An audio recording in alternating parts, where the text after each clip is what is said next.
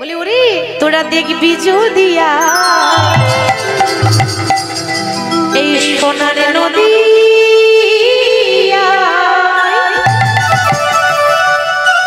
আচ্ছা আমার লক্ষ্মী মায়েদের বলছি একটু উলুধ্বনি দেওয়া যাবে? বাহ, লক্ষ্মী মায়ের মতো দিয়ে দিত দেখি একসঙ্গে সবাই মিলে জোর করে। দেখি এদিকে একটু জোর দেবেন, কেমন ওরে সচি মাতার দোলালিয়া নেচে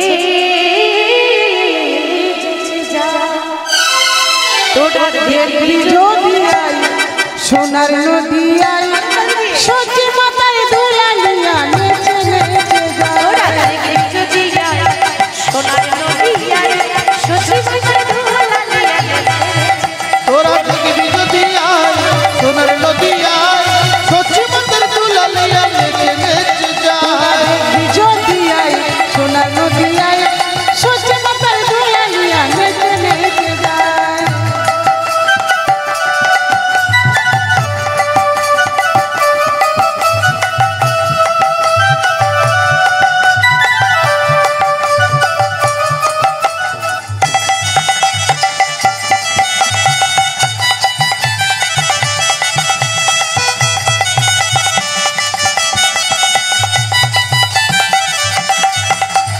সচি মাতার দোলালিয়া নদিয়ার শ্রীগোরা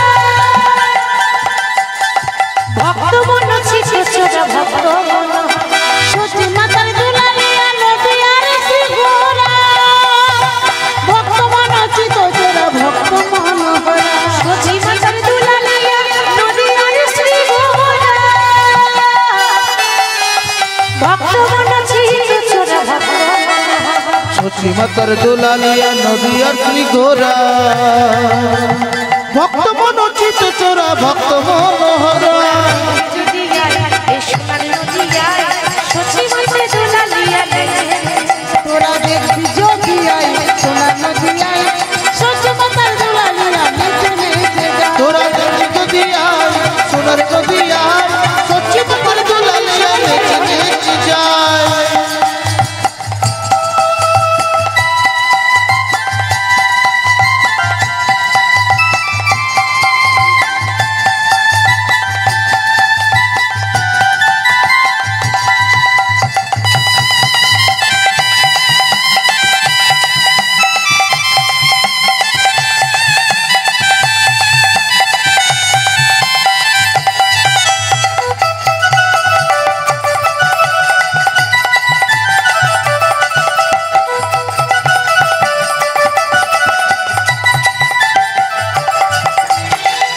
কেমন ভাবে নাম হয়েছে?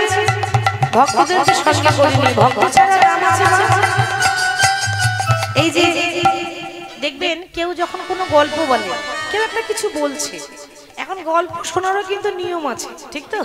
কি নিয়ম বলুন তো? কেউ কিছু বলছে আর আপনি যদি চুপ করে মানে বসে বসে শোনেন, ভালো লাগবে? লাগবে না, না? তাহলে কি করতে হয় মাঝে মাঝে?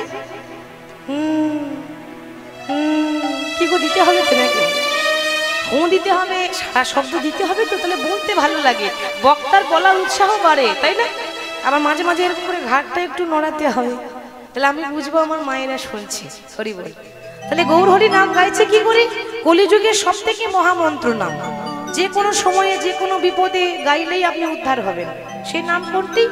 হরে কৃষ্ণ কৃষ্ণ কৃষ্ণ হরে হরে, হরে রাম হরে রাম রাম হরে কৃষ্ণ কৃষ্ণ কৃষ্ণ হরে হরে, হরে রাম রাম রাম হরে হরে। হরে কৃষ্ণ কৃষ্ণ কৃষ্ণ হরে হরে, হরে রাম হরে রাম রাম হরে কৃষ্ণ কৃষ্ণ কৃষ্ণ হরে হরে, হরে রাম হরে রাম রাম রাম হরে হরে।